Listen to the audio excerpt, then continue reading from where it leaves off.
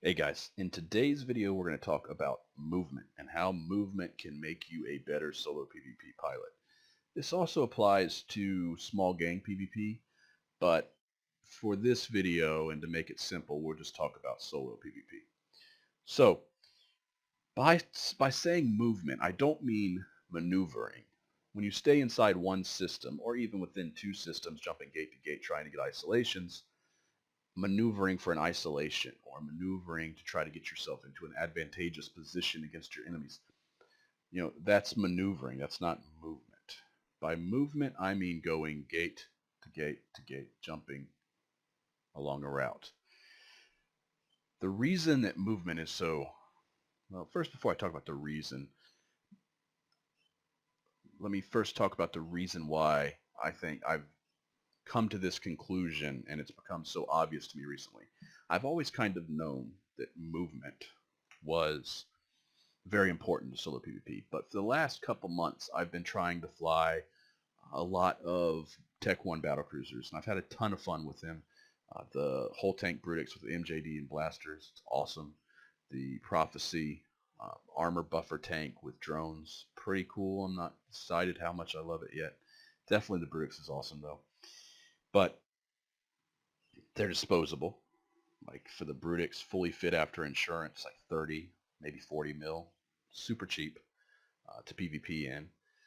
And they're very, very flexible. So just really briefly, because I don't want to get carried away talking about the Brutix, one of the things about solo PvP, and as a solo PvPer that you have to consider, is that you are going to be blobbed. 90% of the time, you are going to be outnumbered. That has to be a part of every single plan and calculation and fitting, and everything you do has to be based on the fact that, hey, I'm going to get blobbed. My enemies are going to fight unfairly. They're going to jam me. They're going to kite me. They're going to nuke me. They're going to do everything possible to make it an unfair fight for me. I have to force them to fight at a disadvantage so that I can win. That's solo PvP. You have to force them to put themselves at a disadvantage and to fight on your terms. Okay, so rant complete. The Brutix allows you to do this because it's got, with the new buff that battlecruisers got, all the battlecruisers got here in the last 2 or 3 months, with the new buff, it got a huge range bonus. So even though it's got medium blasters, you're still very effective at 10k. So what my whole plan, I guess you could call it, with the Brutix is that I'm going to force anyone who wants to fight me, they're going to have to fight me at less than 10k, where I have a scram, I have a web, I have blasters, and I have a small newt, so that I can really just dominate everything at under 10 kilometers, especially frigates and destroyers.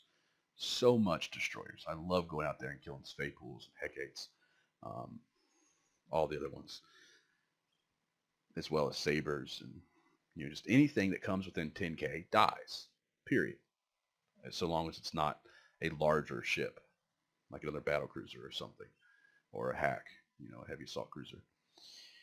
So by forcing people to come in and fight me in my ideal fighting zone, I get the advantage. If they choose to kite me, if they choose to jam me and stay at range, then guess what? I've got an MJD. I align to a safe spot or to a random belt or moon or whatever.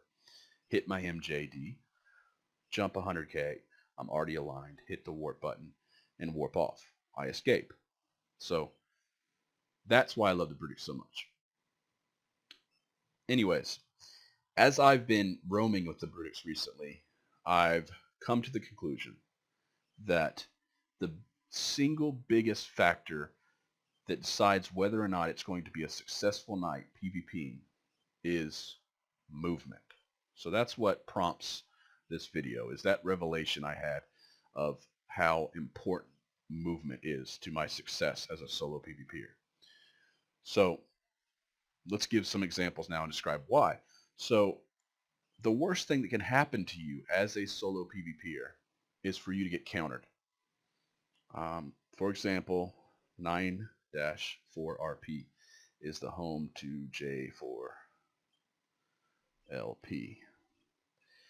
Now, if you were to go into their system and sit on their station, or, which is the worst thing you could do, or just hover around their system for 10, 20 minutes, they're going to see what ship you're in, and they're going to sit there and they're going to form a fleet specifically for you that counters you and makes you completely useless, and then come after you, right? Same thing if you were to go to W-4, or I don't even know if anybody still lives there, but B-D. If you were to go to any of these systems, then you need to pass through quickly. You need to keep moving so that they don't have a chance to counter you. That's one big benefit of movement. The second benefit is if, let's say there's a camp. So here, let's say that you are going from here. No, not that one. Let's say you're traveling through, you came in through Alcivonin, and you're coming through all these systems, and you hit a camp right here in OOTY on the PPG gate, right? There's a group that lives here in this station. They've got a camp, all right? You jump in with your Brutix, and you kill a interceptor, let's say a claw. You kill the claw, and then you escape, right? If you stuck around this system, you would get heavily blobbed and eventually die. But if you were to keep going and just keep on going and moving, these guys, you got to put yourself in their head and try to think how they would think, and think, they just lost a guy. He's on comms. He's complaining. He's saying there's a Brutix. He's by himself. There's nobody else around. He's going gate to gate. We need to catch this Brutix. Everybody ship up. Well, what happens when you get a bunch of pilots who are all docked up in the station watching YouTube and playing warships or whatever, and they jump on Eve real quick and undock? Well, you get the kitchen sink fleet. Kitchen sink fleet is what every solo PvPer and small gang PvPer loves to see. Kitchen sink fleet means no logistics, no clear theme to the fleet or strategy or tactics, and no logistics. Kitchen sink means pretty much an easy fleet to fight against.